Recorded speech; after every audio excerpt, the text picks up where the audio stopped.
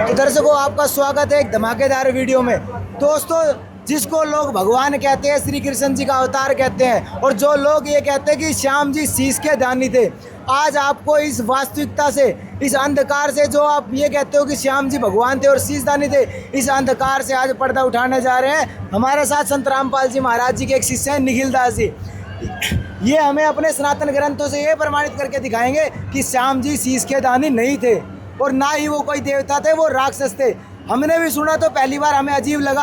हमने कहा अगर निखिल भाई जी इसमें एक भी बात में अगर कोई संशय मिला तो आपकी खैर नहीं। तो इन्होंने बड़ी दृढ़ता के साथ कही कि हम संत रामपाल जी महाराज जी के शिष्य हैं और बिना प्रमाणित कोई बात नहीं करते। आइए शुरू करते हैं। अभी मैं यहाँ पर आई हूँ और मैंने देखा यहाँ का माहौल, और यहाँ पर संत रामपाल जी महाराज जी की पोस्ट लगी हुई है और काफी सारे लोग गाइड भी कर रहे हैं कि यहाँ पर कबीर ही भगवान है। लेकिन मैंने अभी देखा, जब मैं मेरी फैमिली और मैं खुद खाटू श्याम जी को बहुत मानते हैं, तो यहाँ पे ऐसे कैसे मतलब इतने सारे लोग उनको मतलब भगवान न मान के और संत रामपाल जी महाराज जी को मतलब कर रहे हैं, गाइड कर रहे हैं कि यही भगवान है और कबीर परमात्मा ही भगवान है, उनके अवतार आए हुए संत रामपाल जी महाराज। कहाँ प्रमाण है? मैं तो आज तक नहीं देखा ऐसा कोई प्रमाण। आप मुझे मतलब कैसे मतलब वो करेंगे? मैंने आपकी एक वीडियो भी देखी थी, जिसमें आप कह रहे थे खाटू श्याम जी के बारे में कि खाटू श्याम जी को नहीं पूछना चाहिए, ऐसा कहाँ लिखा हुआ है? आप मुझे क्या प्रूफ करिए। सबसे पहले तो हमने जो वीडियो बनाई थी, उस वीडियो के अंदर हमने प्रमाण भी दिखाए थे। संक्षिप्त स्कंद पुराण हमने खोल के दिखाया था कि खाटू श्याम जो है वो पूर्ण परमात्मा नहीं है। खाटू श्याम की पूजा हमें नहीं करनी चाहिए। और आप लोग जो भी भक्ति साधना करते हो, पूरा हिंदू समाज जो भी भक्ति साधना कर रहा है, सबसे पहले तो आप लोगों को उसका इतिहास जानना चाहिए कि कौन है खाटू श्याम, पूजनीय वास्तविकता के अंदर कौन है, परमात्मा कैसे होगा और कौन होगा, इसका पैमाना क्या है, आप मुझे बताओ। मुझे प्रूफ करके दिखाओ, कहाँ लिखा है सर? हाँ, आपको ये देखना चाहिए, हमसे ये पूछना चाहिए कि प्रमाण कहाँ पे है, तभी हम आपको प्रमाण दिखाएंगे। और आप सभी को प्रमाण ही मानने चाहिए, शास्त्रों से ही देखना चाहिए कि कौन परमात्मा है, कौन परमात्मा नहीं है। ऐसे तो पता नहीं किस किस की पूजा होने लग जाएगी, राक्षसों की लोग पूजा करने लग जाएंगे, और राक्षस की तो पूजा हो ही रही है। ऐसे तो नहीं बोल सकते आप, पहले मुझे प्रमाण दिखाइए। आप मेरे भगवान के बारे में ये खाटू श्याम जो है, इनका इतिहास बता देता हूँ आपको शॉर्ट में ही थोड़ा सा ही। ये खाटू श्याम जो है, इनका नाम है बर्बरीक। राक्षस नहीं बोल सकते? राक्षस बोल सकता हूँ क्योंकि शास्त्रों में लिखा हुआ है। भाई मैं भगवान के रूप में मानती हूँ उनको, आप ऐसे बोल सकते हैं? ऐसा है, भगवान आप किसी को भी मान लोगे वो भगवान थोड़ी हो जाएगा। सच्चाई तो सच्चाई रहेगी। जो शास्त्र बात बोल रहे हो, तो ये बताओ संत रामपाल जी महाराज कैसे भगवान होगा? मुझे प्रूफ करिए पहले आप। ये तो नेक्स्ट प्रूफ करूंगा। पहले तो ये प्रूफ करूंगा कि खाटू श्याम क्या है, राक्षस है वो, पहले ये प्रमाणित करूंगा, उसके बाद प्रमाणित करूंगा संत रामपाल जी महाराज परमात्मा है। दिखाइए आप। ठीक है जी, ये देखिए आप आपके दर्शकों को दिखाते हैं स्कंद पुराण। ये हमारे सनातन धर्म का बड़ा ही पवित्र शास्त्र है, संक्षिप्त स्कंद पुराण। सभी आप देख सकते हैं, गीता प्रेस गोरखपुर से प्रकाशित होता है। ये देखिए आप, ये मतलब छपी, आपने छपाई है किताबें? नहीं, हम क्यों छपवाएंगे, हमारा काम छापने का थोड़ी है। छाप तो मतलब ये तो गीता प्रेस, आपने कॉपी पेस्ट करा लियो कहीं से? पब्लिकेशन भी कोई चीज होती है ना, पब्लिकेशन देखिए एक बार यहाँ पे, ये क्या लिखा हुआ है, गीता प्रेस गोरखपुर से प्रकाशित। कहाँ से छपती है? गोरखपुर से। गोरखपुर की मान्य है, पूरा सनातन धर्म मानता है। ठीक है, अब आपको आगे दिखाते हैं खोल के। ये संक्षिप्त स्कंद पुराण है, पेज नंबर 230-230। इसमें आ जाते हैं भीमसेन एक यात्रा पे जा रहे थे। उस समय उनको ये बर्बरीक से उनका आमना सामना हो जाता है और भीमसेन से उनकी लड़ाई हो जाती है। ये देखिए, भीमसेन ने कहा, क्रूर राक्षस अधम। कहाँ से आ गया भीमसेन? तो मुझे तो खाटू श्याम के बारे में जानना है ना। खाटू श्याम कब थे? आपने खाटू श्याम को मतलब मैं भगवान मानती हूँ, आप प्रमाण दिखाओ ना। भीमसेन कहाँ से आ गया? खाटू श्याम कब थे, किस समय थे खाटू श्याम, पता है आपको? कलयुग से ही हम लोग मतलब मानते आ रहे हैं उनको। नहीं, खाटू श्याम कब थे, क्या किस समय आए थे पृथ्वी के ऊपर? कलयुग में ही अभी तक माने। कलयुग में नहीं आए थे, ये आए थे द्वापर युग के अंदर। और ये महाभारत के समय की बात है। ये भीम का पोता था ये बर्बरीक खाटू श्याम। अच्छा, भीम के पुत्र थे, घटोत्कच का पुत्र था ये खाटू श्याम बर्बरीक। 6 सालों से हम लोग उनको मान रहे हैं, मतलब काफी। आप यही तो समस्या है ना कि आप लोग देखा देखी भक्ति कर रहे हो, आप लोग प्रमाण तो देखते नहीं हो। और आपके जो नकली पाखंडी गुरु बैठे हैं वो आपको ये शास्त्र खोल के दिखाते नहीं है, और आप लोग अंधभक्ति के अंदर लगे हुए हो। और हम सच्चाई दिखा रहे हैं तो उसमें आप सोचो क्वेश्चन करते हो। प्रमाण दिखा रहे हैं हम तो आपको, एक बार पूरा तो देखो आप। आ जाओ भाई। भीमसेन ने कहा, क्रूर राक्षस अधम, तू क्यों ऐसी कठोर बातें कहता है? ये क्रूर राक्षस अधम मतलब राक्षसों में भी नीच। किसको बोला? ये किसको बोला? ये बोला है बर्बरीक को कि क्रूर राक्षस अधम। आगे देखिए यहाँ पे, ये पेज नंबर 231 है, ये देख लीजिए पेज नंबर 231। यूं कहकर बर्बरीक ने ईंटें उठा लिए और भीम के मस्तक को लक्ष्य करके फेंकना आरंभ कर दिया। अंत में बर्बरीक ने भीमसेन को उठा लिया और जल में फेंकने के लिए समुद्र की ओर चल दिया। समुद्र के किनारे पहुंचने पर भगवान शंकर ने आकाश में स्थित बर्बरीक से कहा, राक्षसों में श्रेष्ठ महाबली बर्बरीक। देखिए भगवान शंकर ने इनको क्या कहा कि राक्षसों में श्रेष्ठ महाबली बर्बरीक, वो राक्षस थे। ये जो बर्बरीक थे, बारबरीक कहाँ से आ गया? मतलब इसमें खाटू श्याम तो नाम ही नहीं है इसमें। कमाल की बात हो गई, इतनी सारी भक्ति कर रहे हैं, वो भी अंध भक्ति, और आपको एबीसीडी नहीं पता। बारबरीक तो मैंने पहली बार सिखा रहे हो आप मुझे। बर्बरीक खाटू श्याम सुना है मैंने। अरे बर्बरीक का ही तो नाम खाटू श्याम है, बर्बरी को तो खाटू श्याम कहलाए हैं कलयुग के अंदर। अब यही तो समस्या है ना कि आप लोगों के पाखंडी गुरु हैं, शास्त्र तो खोल के दिखाते नहीं है, अंध भक्ति आप करने में लगे हुए हो, आंख बंद करके चल देते हो मुंह उठा के कहीं भी। और आज हमारे गुरुजी की दया हुई है संत रामपाल जी महाराज जी की, जो ये शास्त्र खोल के आपको दिखा रहे हैं। ये देखिए, ये बर्बरी की खाटू श्याम है। राक्षसों में श्रेष्ठ महाबली बर्बरीक। देखिए भगवान शंकर ने इनको स्पष्ट कर दिया कि ये तो राक्षसों के अंदर है, ये तो एक राक्षस है। आप इसे कैसे इनकी पूजा करें? राक्षस की पूजा करोगे आप? अब हम आ जाते हैं पेज नंबर 233 233 में। अब यहाँ पे आप इस प्रसंग को पढ़िए। राजा युधिष्ठिर का यह वचन सुनकर अर्जुन बोले, महाराज भीष्म आदि महारथियों ने जो प्रतिज्ञा या घोषणा की है वह सर्वथा असंगत है, क्योंकि विजय और पराजय में पहले से किया हुआ निश्चय झूठा ही होता है। इनकी कोई बातें चल रही थी जो योद्धा थे महाभारत के, उनके प्रसंग को लेकर। तो अर्जुन की यह बात सुनकर घटोत्कच के पुत्र, ये देखिए घटोत्कच का पुत्र, ये भीम का पुत्र था घटोत्कच, और घटोत्कच का पुत्र था ये बर्बरीक। सुनकर घटोत्कच के पुत्र बर्बरीक ने कहा, इस राक्षस ने कहा, महात्मा अर्जुन ने जो प्रतिज्ञा की है वह मुझे नहीं सही जाती, क्योंकि इनके द्वारा दूसरे वीरों पर महान आक्षेप हो रहा है। अतः अर्जुन और श्री कृष्ण सहित आप सब लोग चुपचाप खड़े रहे। ये देखिए कृष्ण जी वहाँ पे खड़े थे, उस समय कृष्ण जी पांडवों के भी गुरु थे और अन्य व्यक्तियों के भी वहाँ पे वो गुरु थे, लेकिन इस बर्बरीक राक्षस को इतनी भी तमीज नहीं थी बोलने की। इन्होंने क्या बोला कि कृष्ण जी आप सब लोग तो चुपचाप खड़े रहे। मतलब श्री कृष्ण को बोल रहे हैं ये? श्री कृष्ण जी को इन्होंने ऐसा बोला। ये तो बदतमीज राक्षस था, आपने इसको भगवान कैसे मान लिया? इन्होंने कृष्ण जी के साथ में बदतमीजी करी, ये राक्षस थे, इन्होंने बदतमीजी करी। क्या बोला कृष्ण जी को? श्री कृष्ण सहित आप सब लोग चुपचाप खड़े रहे, मैं एक ही मुहूर्त में भीष्म आदि सबको यमलोक पहुंचा दूंगा। ठीक है, अहंकार युक्त था। किसने बोला? बर्बरीक ने, खाटू श्याम ने। अच्छा, कृष्ण जी को बोला कि तुम तो चुप खड़े रहो और मैं सबको खत्म कर दूंगा। अहंकारी व्यक्ति था ये, बर्बरीक राक्षस था, इस वजह से इसके अंदर अहंकार बहुत ज्यादा था। नहीं बोल सकते आप हमारे भगवान को ऐसे। कमाल की बात है, शंकर जी इनको राक्षस कह रहे हैं, वो ठीक है। नहीं, आप ये तो भगवान है ना, आपके लिए राक्षस। कमाल की बात, आप हमारे भगवान के बारे में ऐसा नहीं बोल। मैं नहीं बोल रहा, शंकर जी ने बोला है ना, भगवान शंकर ने बोला राक्षसों में श्रेष्ठ। देखो भीम ने क्या बोला, राक्षसों में नीच। और क्या बोल रहे हैं इनको हम? देवता बोल रहे हैं इनको हम। ये देखिए आप, अब आपको यहाँ दिखाते हैं, पेज नंबर 234 आ गया, ये 234। अब पहली बार तो कृष्ण जी ने इनकी गलती पे इन्हें माफ कर दिया, अब दोबारा इन्होंने यही अहंकार किया कृष्ण जी के सामने। इनको तमीज भी नहीं थी कि अपने से बड़ों के सामने कैसा शिष्टाचार, कैसा व्यवहार होना चाहिए। और ऐसे मूर्खों की पूजा करते हैं क्या, जिनको बोलने की भी तमीज नहीं है? अपने से बड़ों से बात करने की तमीज नहीं थी, अब तुम इसकी पूजा कर रहे हो। ये देखो, मैं 2 ही घड़ी में इन सब शत्रुओं को तीखे बाणों से मार गिराऊंगा। फिर वही अहंकार से युक्त बात कर दी कृष्ण जी के सामने कि मैं 2 ही घड़ी में इन सभी शत्रुओं को तीखे बाणों से मार गिराऊंगा। बर्बरीक खाटू श्याम ने ज्यों ही उपयुक्त बात कही, त्यों ही श्री कृष्ण ने कुपित होकर अपने तीखे चक्र से बर्बरीक का मस्तक काट गिराया। देखिए यहाँ पे क्या लिखा हुआ है, बर्बरीक का मस्तक काट के फेंक दिया कृष्ण जी ने। क्या ये शीश के दानी थे? कहते हैं ना वे तो शीश के दानी थे, ये तो बड़ी बड़ी कपोड़ मार दी, बर्बरीक का मस्तक काट गिराया। पहले ये पढ़िए आप कि कृष्ण जी ने कुपित होकर, क्रोध होकर अपने तीखे चक्र से बर्बरीक का मस्तक काट गिराया। अब ये बताओ ये शीश के दानी कैसे थे? इतनी बड़ी झूठ कपोड़ कहते हो आप लोग, और आपके पाखंडी गुरुओं ने ये बातें फैला रखी हैं कि वो तो शीश का दानी था, वो तो हारे का सहारा था। ये हारे का सहारा है हम लोगों ने। और नहीं, मुझे ये बताओ, ये बात इसमें लिखी हुई है ना? मस्तक काट गिराया, काट गिराया, लेकिन काट गिराया तो काट गिराया। ये पता है कि खाटू श्याम भगवान है, और मतलब खाटू श्याम इसमें, लेकिन खाटू श्याम के बाद सही नाम से ही हमें पता है। ऐसा है, बारबरीक नाम बता रहे हो, इसमें तो खाटू श्याम है ही नहीं नाम। बर्बरीक किसका नाम है?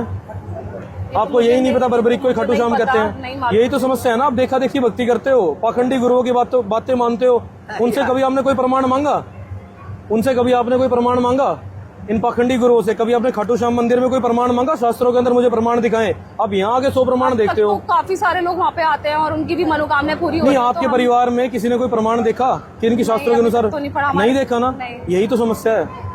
भेड़ बकरी की तरह भक्ति करने के अंदर लगे हुए हो और फिर अंत में नास्तिक होके बैठ जाते हो। कल को कोई बुरी घटना घट जाएगी, नास्तिक हो जाएंगे, खाटू श्याम ने कुछ नहीं दिया। खाटू श्याम तो दे ही नहीं सकता था, वो हारेगा सारा कैसे हो गया? अरे खाटू श्याम हारेगा सारा उसे कहते हैं जो दूसरों के संकटों को खत्म कर दे, वो हारेगा सारा होता है। इनकी तो खुद की गर्दन काट के फेंक दी, ये अपनी रक्षा नहीं कर पाया, दूसरों की कैसे करेगा? अभी आपको ये प्रमाण दिखाया स्कंद पुराण से, ये हमारे सनातन धर्म का पवित्र शास्त्र है। इसमें स्पष्ट रूप से दिया हुआ है कि जो बर्बरीक था, खाटू श्याम जिसको कहते हैं, ये एक राक्षस था, राक्षसों में भी नीच था, ये बहुत ज्यादा अहंकारी था, मूर्ख व्यक्ति था। नहीं भाई, इसको आप ऐसा तो नहीं बोल सकते। आप प्रमाण दिखाए, अच्छी बात है, वो आपकी किताब। इन्होंने कृष्ण जी की जो बेइज्जती करी, क्या वो मूर्खता भरा कार्य नहीं था? नहीं, वो नहीं, कृष्ण जी की जो बेइज्जती करी, क्या वो सही थी? नहीं, वो ठीक नहीं थी, लेकिन ठीक नहीं तो फिर इसको मूर्ख ना कहें तो क्या कहें? भाई मूर्खता बड़ा कार्य ही था। कृष्ण जी तो उस समय सभी के गुरु थे, गुरुओं की इज्जत करनी नहीं आई इसको खाटू श्याम को, तुम इसे भगवान बता रहे हो। मुझे आज तक यही पता कि खाटू श्याम मतलब भगवान है, लेकिन उनमें नाम जैसे बर्बरीक पता है, वो पहली बार सुना है भैया मैंने। आप बर्बरीक की खाटू श्याम है, समझ लो इस बात को। कैमरे के ऊपर ये बात बोल रहे हैं। आज तक मैंने कभी सुना नहीं, पहली आप बार यही सुना तो है समस्या है ना, आपने कभी अपने उन पाखंडी गुरुओं से तो कुछ पूछा ही नहीं है, आंख बंद करके भक्ति कर रहे हो भेड़ की मैंने। तरह। जैसे हमें पंडितों ने बताया, और आजकल जो लोग जा रहे हैं तो हम लोग भी देखे। अरे यही तो समस्या है ना, यही तो सबसे बड़ी समस्या है। अंधभक्ति कहते हैं इसको, इन्हें ऐसे लोगों को अंधभगत कहते हैं। अंधभगत हो आप, आपने कोई शास्त्र नहीं देखे, आपने कोई प्रमाण नहीं देखा, आप तो देखा देखी भक्ति कर रहे हो, जैसे दूसरे कर रहे हो ऐसी आप करने में लगे हुए हो। तो हो जाती है। आप लोगों के साथ समस्या क्या है कि आप लोग अंधभक्ति करते हो, देखा देखी भक्ति करते हो। समस्या ये है, जब लाभ मिलेंगे, अंधभक्ति कैसे कर लेंगे हम है। लोग? लाभ की बात बता देता हूँ। लाभ तो महाभारत के अंदर एक टटीरी पक्षी हुआ, वो टटीरी पक्षी परमात्मा, महाभारत का युद्ध छिड़ गया, उस पक्षी को रोना आ गया कि उसने बच्चे दे रखे थे, उसने अंडे दे रखे थे अपने घोंसले के अंदर, और वहीं कुरुक्षेत्र के मैदान में, ये कुरुक्षेत्र के मैदान की बात है, महाभारत की बात है। तो उसके बाद में जो ये टटीरी का जो पक्षी था, उसके अंडे उसके घोंसले के अंदर रखे हुए थे, और उसको बहुत ज्यादा, एक माँ थी, एक माँ को कष्ट हुआ कि यहाँ पे इतना ज्यादा युद्ध होगा और वो बच्चे मर जाएंगे उसके छोटे छोटे। तो उसने उस परमात्मा को पुकार करी, उस पक्षी ने, उस चिड़िया ने परमात्मा को याद करा, और उस परमात्मा ने ऐसी कृपा करी कि इंद्र के हाथी का घंटा वो टूट के उस टटीरी के अंडों के ऊपर आके पड़ गया। टटीरी के अंडे रख के वो शंखा, वो घंट टूट पड़ा रे। वो परमात्मा ऐसे रक्षा करता है। तो ये देखने की बात है कि उस पक्षी के अंडों की उस परमात्मा ने उस पक्षी की भी पुकार सुन ली और उसके बच्चों की रक्षा कर ली। उस युद्ध के अंदर कोई भी जिंदा नहीं बचा था। 18 करोड़ आदमी उस युद्ध के अंदर मर गए थे, 18 करोड़ आदमी, और उस टटीरी के बच्चों की रक्षा हुई। तो जब उस परमात्मा ने एक पक्षी की सुन ली, सुनी ना, उस परमात्मा ने एक पक्षी की, उसकी भी रक्षा कर ली। ऐसा है, वहां जाने से जो उनकी पूर्ण हो रही है वो उनका संस्कार है, वो उनके पहले के पुण्य है, इसमें खाटू श्याम का कोई लेना देना नहीं है। और दूसरी तरफ, ये तो एक बात होगी, दूसरी बात, जो इस संसार के अंदर ऐसे दुनिया भर के नास्तिक लोग हैं जो भक्ति करते ही नहीं है, जो ये भी नहीं जानते कौन है खाटू श्याम, कुछ नहीं पता उन लोगों को, उन लोगों की भी परमात्मा मनोकामनाएं पूर्ण करता है। और ऐसे भी दुनिया भर के केसेस हैं जो खाटू श्याम में जाते हैं और उन लोगों का एक्सीडेंट हो गए वो मर जाते हैं। वो क्यों मरते हैं? ऐसा तो नहीं मैंने सुना, लेकिन ये देखा कि नहीं, न्यूज आ रही है, न्यूज आ रही है, न्यूज के अंदर आता है, न्यूज के अंदर आता है। दुनिया भर के लोग श्रद्धालु जाते हैं, बहुत सारे ऐसे लोग खाटू श्याम पे गए हैं, ऐसी न्यूज आती ही रहती है। उनका एक्सीडेंट हो गया, वो मर गए, उनकी मनोकामना क्यों नहीं पूर्ण हुई, उनकी रक्षा क्यों नहीं हुई? बेइज्जत कर रहे हो खाटू श्याम जी को। मैं न्यूज लगाऊंगा। खाटू श्याम जी के बारे में फालतू में ऐसा बोले जा रहे हो। मैं क्या बोल रहा हूँ, ये तो शास्त्रों ने दिखाया ना कि वो राक्षस थे। देखा था ना आपने, राक्षस लिखा हुआ है, बात खत्म हुई। जो शास्त्रों में लिखा हुआ है वो सच्चाई है, मैंने अपनी तरफ से कुछ बोला अलग से? उनको तो शीश का दानी ही बोला जाता है। कहाँ से शीश का दानी हो गए? वो शीश काट का फेंक दिया था कृष्ण जी ने। और कृष्ण जी का अवतार है वो। कहाँ है अवतार? भैया हम लोग बोलते हैं उनको और हम भी मानते हैं उनको। आपको ये पता था बर्बरीक का नाम खाटू श्याम है? नहीं, ये तो खैर मुझे नहीं मालूम। नहीं मालूम था ना आपको? तो आपको तो मालूम ही क्या है। कृष्ण जी को कब मतलब भगवान मानते हैं, मतलब उनके रूप में वो आए हुए, अवतार आए हुए श्री श्याम जी।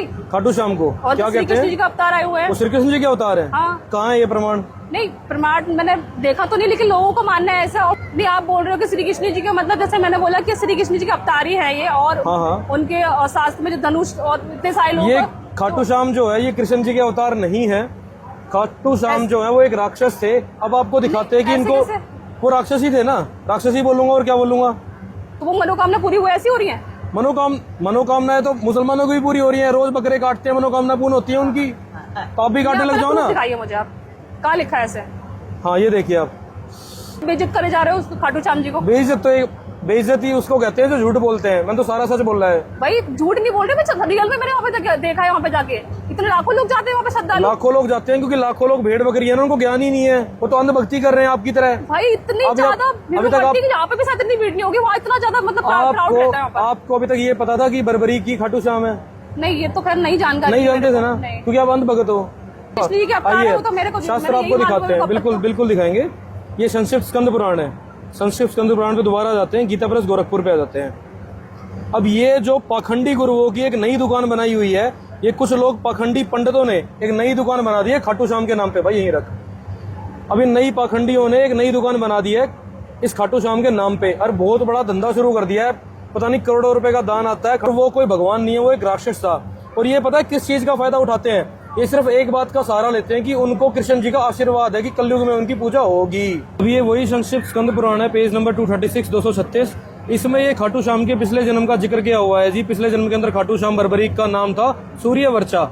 अब ये सूर्यवर्चा जो था ये पिछले जन्म में भी नालायक था, मूर्ख व्यक्ति था, अहंकारी था।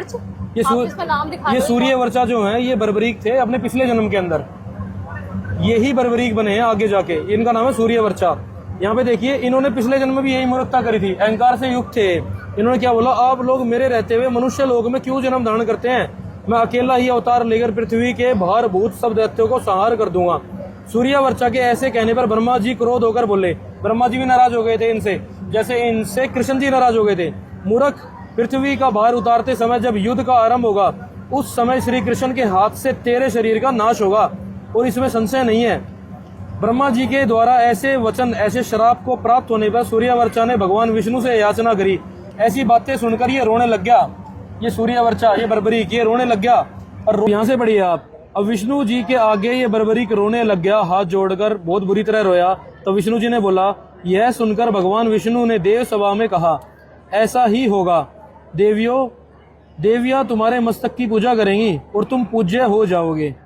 सिर्फ इन दो लाइनों का सहारा लेकर ये इतने जो ये पाखंडी गुरु हैं, इन्होंने खाटू श्याम के नाम की एक दुकान ही चला दी कि तुम्हारी पूजा होगी, ऐसा वचन है विष्णु जी का। सिर्फ इन चंद वाक्यों का सहारा लेके इन्होंने एक नकली दुकान खड़ी कर दी खाटू श्याम के नाम की। विष्णु जी ने क्या कहा कि देवियां तुम्हारे मस्तक की पूजा करेंगी और तुम पूज्य हो जाओगे। क्या विष्णु पूजनीय है? विष्णु तो पूजनीय है ही, विष्णु पूजनीय नहीं है। खाटू श्याम जी तो विष्णु तो पूजनीय है ही नहीं। जब विष्णु पूजनीय नहीं है तो ये खाटू श्याम कहाँ से पूजनीय हो जाएगा? ऐसे कैसे? विष्णु जी की खुद जन्म और मृत्यु होती है। मैं नहीं मान सकती, ऐसा हो ही नहीं सकता। आपको शास्त्रों में से प्रमाण दिखाते हैं। भगवान है और विष्णु भी भगवान है भाई। खाटू श्याम तो भगवान है ही नहीं, वो तो राक्षस है। लेकिन विष्णु जी, ऐसे नहीं बोल सकते आप खाटू श्याम जी के बारे में। विष्णु जी ही पूजनीय नहीं है। विष्णु जी ही उनकी जन्म और मृत्यु होती है, वो पूर्ण परमात्मा नहीं है। नहीं मान सकते और ना वो पूजनीय है। आपको दिखाते हैं प्रमाण। अब दिखाइए कहाँ लिखा है। ये देखिए, यहाँ पे आ जाइए आप। ये श्रीमद देवी भागवत है, संक्षिप्त श्रीमद देवी भागवत है, केवल हिंदी देखिए, गीता प्रेस गोरखपुर से प्रकाशित होती है। अब मैंने क्या बोला, विष्णु जी ने तो एक बच्चे को टॉफी दे दी, लॉलीपॉप दे दिया। बच्चे को चोट लग जाती है तो बड़ा क्या करता है, ले बेटा टॉफी खा ले, एक टॉफी दे दी उसको। और विष्णु जी तो खुद पूजनीय नहीं है, तो खाटू श्याम कैसे पूजनीय हो जाएगा? मैं नहीं मान सकती। देखिए प्रमाण, आप यहाँ पे आइए। आप ये देखिए, ये तीसरा स्कंद है। ये देखिए आप, ये तीसरा स्कंद है, संक्षिप्त देवी भागवत है, पेज नंबर 136 आ गया। भगवान विष्णु बोले, भगवान विष्णु बोल रहे हैं। देखिए आप ध्यान से सुनना इस बात को। भगवान विष्णु बोले, यहाँ पे आ जाइए इस प्रसंग पे। भगवान विष्णु जी ही बोल रहे हैं, अपनी देवी माता को बोल रहे हैं, देवी दुर्गा को, तुम शुद्ध स्वरूपा हो। देवी दुर्गा को, तुम शुद्ध स्वरूपा हो, ये सारा संसार तुम्ही से उद्भाषित हो रहा है। मैं ब्रह्मा और शंकर, विष्णु जी बोल रहे हैं कि मैं ब्रह्मा और शंकर, हम सभी तुम्हारी कृपा से ही विद्यमान है। हमारा तो आविर्भाव और तिरोभाव हुआ करता है। इसका मतलब अर्थात हमारा जन्म और मृत्यु हुआ करता है। अच्छा। आविर्भाव अर्थात जन्म और तिरोभाव अर्थात मृत्यु हुआ करता है। आगे अगली लाइन में भी स्पष्ट हो रहा है, केवल तुम ही नित्य हो। नित्य मतलब अर्थात सदा रहने वाली। ये अपनी माता को बोल रहे हैं, देवी को, कि हे माँ, आप ही नित्य हो, सदा रहने वाली हो। हमारी तो जन्म और मृत्यु होती है, आप ही जगत जननी हो, प्रकृति और सनातनी देवी हो। अब आप आगे देखिए, भगवान शंकर क्या बोलते हैं। भगवान शंकर बोले, देवी यदि महाभाग, विष्णु तुम्ही से प्रकट हुए हैं, तो उनके बाद उत्पन्न होने वाले ब्रह्मा भी तुम्हारे ही बालक हुए। फिर मैं तमोगुणी लीला करने वाला शंकर भी तुम्हारी ही संतान हुआ। मतलब ये शंकर जी को भी पैदा करने वाली देवी दुर्गा ही है। अब आगे देखिए आप, इस संसार की सृष्टि, स्थिति और सार में तुम्हारे गुण सदा समर्थ है। उन्हीं तीनों गुणों से उत्पन्न हम ब्रह्मा और विष्णु एवं शंकर नियम अनुसार कार्य में तत्पर रहते हैं। ये तो नियम अनुसार एक नौकर की तरह नौकरी करते हैं। ये मालिक नहीं है, ये तो नौकर है सिर्फ। ये देखिए प्रमाण, यहाँ पे स्पष्ट लिखा हुआ है कि विष्णु जी तो नियम अनुसार कार्य में तत्पर रहते हैं। तो ये मालिक कहाँ से हो गए? नहीं ठीक है, नियम ये जब ये स्वयं पूजनीय नहीं है। मैं कह रहा हूँ ये स्वयं, बोलो भगवान नहीं, ये मुझे को समझ नहीं आई बात। भगवान कौन होता है? भगवान कौन होता है? जो सर्व समर्थ हो। और विष्णु जी तो अधीन है। ये देख लिया आपने। अब आपको एक और प्रमाण दिखाते हैं। ये देखिए, अब ये पहला स्कंद है, संक्षिप्त देवी भागवत है, पेज नंबर 45 पे आ जाते हैं। यहाँ पे देखिए, ब्रह्मा जी के ये विनीत वचन सुनकर भगवान श्री हरि उनसे कहने लगे। विष्णु जी बोल रहे हैं, ये देखिए, कान खोल के सुनना इस बात को। ब्राह्मण सावधान होकर सुनो, मैं अपने मन का विचार व्यक्त करता हूँ। देवता, दानव और मानव सब यही जानते हैं कि तुम सृष्टि करते हो, मैं पालन करता हूँ। शंकर सार क्या करते हैं, किंतु फिर भी वेद के पारगामी, वेद के ज्ञानी पुरुष अपनी युक्ति से यह सिद्ध करते हैं कि रचने, पालने और सहार करने की योग्यता जो हमें मिली है, इसकी अधिष्ठात्री शक्ति देवी है। शक्ति देवी कौन मतलब? शक्ति इनकी माता देवी दुर्गा अष्टंगी, वो इनकी माँ है, वो इनको जन्म देती हैं। अच्छा। और ये तो नौकर हैं, नौकरी करते हैं उनकी। वे कहते हैं कि संसार की सृष्टि करने के लिए तुम में राशि शक्ति का संचार हुआ है, मुझे में सात्विक शक्ति मिली है, रुद्र में तामसिक शक्ति का आविर्भाव हुआ है। उस शक्ति के अभाव में तुम इस संसार की सृष्टि नहीं कर सकते ब्रह्मा जी, और मैं विष्णु जी पालन करने में सफल नहीं हो सकता। यहाँ पे स्पष्ट लिखा है। ऐसे कैसे हो सकता कि है? विष्णु जी खुद कह रहे हैं कि मैं शक्ति के शासन के अधीन रह के कार्य करता हूँ, और उस शासन उस शक्ति के बिना मैं तो आज पहली बार सुनी ये बात, मतलब आप दिखा रहे हो। मैंने तो आज तक नहीं सुनी। पहली बार आपने इसलिए सुना है, ये पहली बार आपने, मैं तो आज तक यही पता है कि वो भगवान पहली बार आपने ये बातें इसलिए सुनी है क्योंकि आज आप सही स्थान के ऊपर आए हो। आज आप सतलोक आश्रम धरना धाम के अंदर आए हो, जहाँ पे सच्चे सदगुरु निवास करते हैं, जहाँ पे सच्चे सदगुरु संतरामपाल जी महाराज हैं, और उन्होंने इन सभी शास्त्रों का ज्ञान आज खोल के दिखा दिया है। यहाँ पे कोई भी आपको आपकी तरह अंध भगत नहीं मिलेगा। इन सभी ने शास्त्र पढ़े हैं, हमारे गुरुजी ने हमें शास्त्र पढ़ाए हैं, प्रमाण दिखाए हैं, तब हम कबीर परमात्मा की भक्ति करते हैं आज, क्योंकि पूर्ण परमात्मा कबीर जी हैं। माँ विष्णु में इस कार्य में तत्पर रहते हैं, मतलब देवी उसके हिसाब से चलते हैं, दुर्गा के हिसाब से। ये तो सिर्फ एक नौकर हैं, ये कंपनी के मालिक नहीं है, ये कंपनी का अकाउंटेंट है, समझ रहे हो आप? ये नौकर है, नौकरी कर रहे हैं। मतलब यही तो प्रमाण आपको अभी दिखाया। एक और प्रमाण दिखाते हैं आपको। एक प्रमाण से नहीं बनती होगी ना बात, तो एक कूरम पुराण और दिखाते हैं आपको। ये सनातन धर्म का एक और शास्त्र है कूरम पुराण, और ये प्रकाशित कहाँ से होता है? गीता प्रेस गोरखपुर से। अच्छा। ठीक है जी। अब इसका आपको पूरा प्रमाण दिखाते हैं कि इनकी क्या स्थिति है वास्तविकता के अंदर। अभी अध्याय नंबर 5 है, अध्याय नंबर 5 के अंदर आ जाते हैं, और पेज नंबर ये 41 है। यहाँ पे देखिए, आप नीचे आ जाइए। ब्रह्मा विष्णु एवं महेश, ब्रह्मा विष्णु एवं महेश तीनों का प्रकृति में लय हो जाता है। तीनों की मतलब अर्थात मर जाते हैं लोग, मृत्यु हो जाती है इन लोगों की। अच्छा। हाँ जी। पुनः काल योग से उनका आविर्भाव होना कहा जाता है, पुनः इनका जन्म किया जाता है। ब्रह्मा विष्णु महेश का तीनों की जन्म और मृत्यु होती है। ब्रह्मा जीव और वासुदेव तथा शंकर की काल के द्वारा ही सर्जना होती है। ये काल ही इनकी रचना करता है दोबारा, पुनः वही काल इनका सहार भी करता है, फिर इनको मार भी देता है। ये कैसे भगवान हो गए आपके जो मरते और जन्मते हैं? काल इनको मारने में लगा हुआ है। मतलब मैं परमात्मा तो महाकाल होता है। मतलब ब्रह्मा विष्णु महेश को तो मैं भगवान समझ रही थी आज तक, मतलब आज तक आपको सच्चे गुरु ही नहीं मिले थे ना, इसलिए आप फंसे हुए थे। यह काल भगवान है जो इनका पुनः दोबारा संहार भी करता है। अब आप नीचे पढ़िए इसको। ब्रह्मा रुद्र तथा नारायण विष्णु जी आदि बहुत होते हैं, बहुत, इनकी कोई गिनती नहीं है, इतने ज्यादा जन्म के मरते हैं। मतलब ये तो एक ही बार जन्म लेते होंगे ना, मतलब ऐसा है, ये परमानेंट ही तो रहते होंगे भगवान। नहीं, ऐसे कैसे जन्म लेते ये परमानेंट नहीं रहते हैं। इनको आप ऐसा समझ लेना कि इनकी आयु सीमा होती है, और उस आयु सीमा के दौरान में, जैसे प्राइम मिनिस्टर की एक पोस्ट है, 5 साल का कार्यकाल है, 5 साल बाद वो प्राइम मिनिस्टर चेंज हो जाएगा, लेकिन पोस्ट तो वही रहेगी, प्राइम मिनिस्टर ऑफ इंडिया। उनकी जगह जैसे वो मर गए, फिर उनकी जगह कौन आ जाता है? फिर उसकी जगह दूसरी आत्माओं को ये पद दिया जाता है। दूसरी आत्माओं का कहाँ से आती है? मतलब कौन? वो आत्मा ही आपकी और मेरी जैसी होती है, जिनके इतने पुण्य संस्कार जुड़ जाते हैं, जिनकी इतनी पुण्य की कमाई हो जाती है, उस पुण्य के एवज में उनको ये पदवी दी जाती है ब्रह्मा विष्णु महेश की। अच्छा। हाँ जी। ब्रह्मा रुद्र तथा नारायण आदि बहुत होते हैं, ब्रह्मा विष्णु महेश तो बहुत सारे होते हैं, किंतु भगवान तो एक ही है जो कवि कहलाता है। कवि कहलाता है, ऐसा वेद का अभिमत है। अब ये कवि यहाँ से पढ़िए, वो कबीर है, कबीर। एक को ही भगवान ईश काल कबीर इति श्रुति, साफ साफ लिखा हुआ है कि एक ही भगवान है। ब्रह्मा विष्णु महेश तो बहुत सारे होते हैं, जन्मते मरते हैं, ये तो कोई परमात्मा नहीं है, लेकिन वो एक परमात्मा एक ही है, उसका नाम है कबीर। उस कबीर को हम देसी भाषा में कबीर बोलते हैं, कबीर साहिब। उस परमात्मा का नाम कबीर देव है।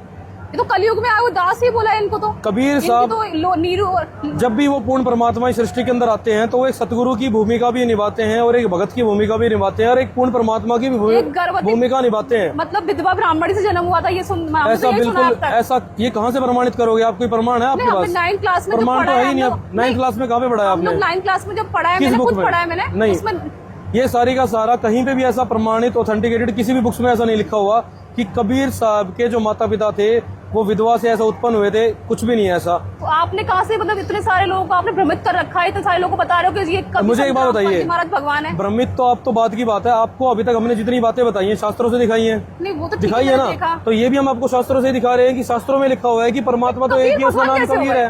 हाँ, कबीर कैसे भगवान हो गए भाई? वो दास थे। भगवान कौन होता है? भगवान सिंह लगा के आता है?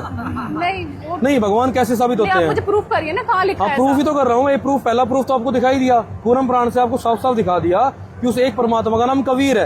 अब आपको वेदों से दिखाते हैं कि उस पूर्ण परमात्मा का नाम कबीर देव है, देसी भाषा में हम उसको कबीर साहब कहते हैं, इतनी सी बात है। और वो पूर्ण परमात्मा इस सृष्टि के अंदर आता है और अपने दृढ़ आत्माओं से मिलता है, जैसे नानक देव जी को मिले, मलुकदास जी को मिले, मीराबाई को मिले, रविदास जी को मिले, और वो पूर्ण परमात्मा आके ही हमें पूर्ण आध्यात्मिक भक्ति का ज्ञान देता है। ये देखिए ऋग्वेद है, ये हिंदी भाष्य है और ये बंडल नंबर 9 और 10 है। और ये प्रकाशित कहाँ से होता है? ये आर्य समाज से प्रकाशित होता है। प्रकाशन देख लीजिए मैडम एक बार आप ध्यान से, ये आर्य इनका तो प्रकाशन सुना है मैंने, आर्य समाज। हाँ, मंडल नंबर 9 है, सूक्त नंबर 82 है और मंत्र नंबर 1 है। जो सर्वोत्पादक प्रभु प्रकाश स्वरूप सद्गुणों की वृष्टि करने वाला, पापों के हरण करने वाला, पापों को नाश करने वाला है वो परमात्मा। ये ब्रह्मा विष्णु महेश तो अपने पाप कर्म में नहीं काट सकते। खाटू श्याम जी होंगे, वो है पापों को ना करने वाले, उनके बारे में सुना है मैंने। खाटू श्याम जी की तो गर्दन काट के फेंक दी थी, अपनी गर्दन की रक्षा नहीं हुई उनसे। वो काहेगा वो करेंगे किसी की रक्षा, अपनी गर्दन की तो रक्षा कर ही नहीं पाए। उनकी तो गर्दन काट के फेंक दी थी कृष्ण जी ने। प्रॉब्लम को सॉल्व कर रहे हैं वो सॉल्व नहीं कर रहे हैं, वो तो परमात्मा सॉल्व कर रहा है।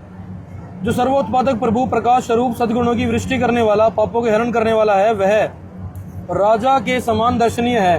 पृथ्वी आदि लोक लोकांतरों के चारों ओर शब्दायमान हो रहा है। वह वर्णीय पुरुष को, जो दृढ़ भगत है, उसको पवित्र करता हुआ प्राप्त होता है। देखिए, वह वर्णीय पुरुष को प्राप्त होता है, दृढ़ भगत को, जैसे कबीर परमात्मा मिले नानक देव जी को।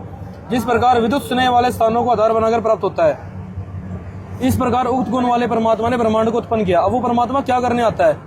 हे परमात्मा, उपदेश करने की इच्छा से आप महापुरुषों को प्राप्त होते हो। ज्ञान देने के लिए, भक्ति देने के लिए वो परमात्मा आता है। और उस परमात्मा का नाम क्या है? उस ये दिखाओ कि कबीर, जो आप कबीर कबीर बोल रहे हो ना बार बार, उस परमात्मा का नाम है, उस परमात्मा है, वो तो भगवान कैसे हो गया वो? ये देखिए आप, यज्ञ करने वाले यजमानों के लिए परमात्मा। ये सूक्त नंबर 9 है, मंडल नंबर 86, मंत्र नंबर 26। यज्ञ करने वाले यजमानों के लिए परमात्मा सब रास्तों को सुगम करता हुआ, जो भगत भक्ति करते हैं, परमात्मा उनके संकटों को टालते हैं, उनके विघ्नों को मर्दन करता है और उनको पवित्र करता हुआ, और अपने रूप को साकार है परमात्मा, राजा के समान दर्शनीय है। कबीर देव उनका नाम है। अपने रूप को समझ नहीं आया, मैं दिखाई नहीं दिखाते हैं, अपने रूप को सरल करता हुआ वह कांतिया मैं परमात्मा कवि। तो इसका देखो ट्रांसलेट उन्होंने सही लिखा, सर्वज्ञ लिखा है, मतलब तो कोई कवि भगवान कैसे हो गया कवि? कोई कवि सर्वज्ञ होता है, और जो कवि सर्वज्ञ है तो वो परमात्मा ही है। तो कवि तो एक पोएट होता है ना, मतलब पोएट मतलब पोएम बोलने वाले उसको बोलते कवि। तो ये देखिए आपको सबसे पहले यही साबित करते हैं हम।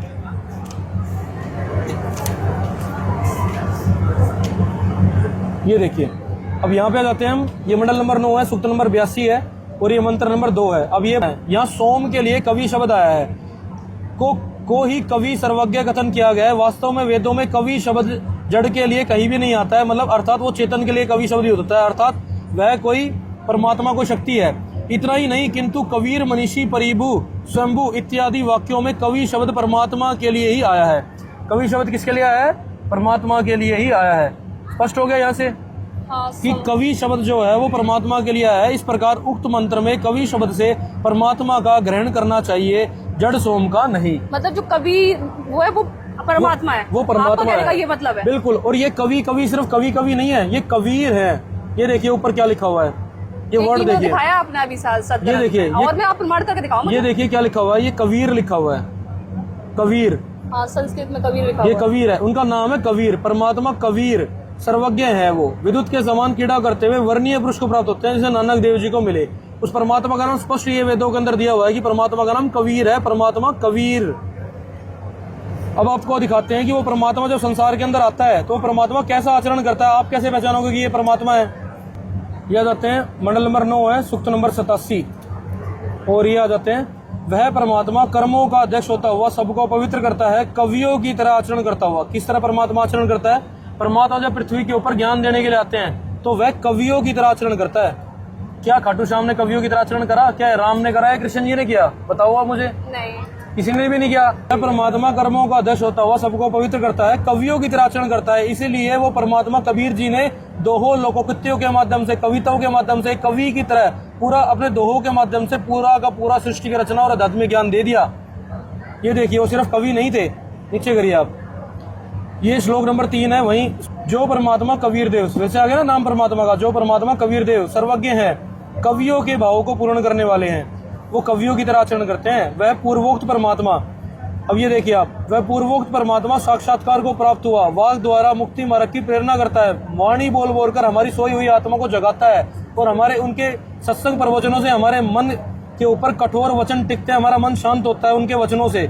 जैसा कि नौका के पार लगाने के समय नाविक प्रेरणा करता है और सब देवों का देव गुप्त नामों को प्रकट करता है। इसलिए उस आदि आदि राम आदि परमात्मा का नाम कबीर है, कबीर, क्योंकि हमारे वेद प्रमाणित करते हैं कि वो परमात्मा का नाम कबीर है, खाटू श्याम नहीं, और ना ही कृष्ण जी, ना ही विष्णु जी, ना शंकर जी। नहीं तो फिर ये लोग अभी ऐसे संत रामपाल जी महाराज जी कबीर मतलब भगवान कैसे, उनको कैसे पूछ रहे हैं, मुझे समझ नहीं आई मेरे को बात। संत रामपाल जी महाराज हमारे नाम पर देखो यहाँ तस्वीर लगा रखी है संत रामपाल जी महाराज। देखिए आप मेरी बात सुनिए, महिमा इतनी दी जा रही है, अभी आपने प्रमाण के कबीर साहब जी के, अभी आपको इतना समझ में आया कि कबीर ही परमात्मा है। हाँ ये तो आपने मुझे अभी हमने प्रमाण दिखाए, हमने आपको वेद दिखाए, ये तो समझ में आपको आ गया कि कबीर ही परमात्मा है। अब इसमें वेदों के अंदर ये लिखा हुआ है कि वो परमात्मा संत रूप के अंदर संसार के अंदर आते हैं, वो परमात्मा संत रूप के अंदर आते हैं, एक तत्वदर्शी संत की भूमिका निभाते हैं, परमात्मा तो संसार के अंदर आते हैं। माँ बाप भी तो सबसे बड़े गुरु होते हैं, मैंने यही सुना है अभी तक।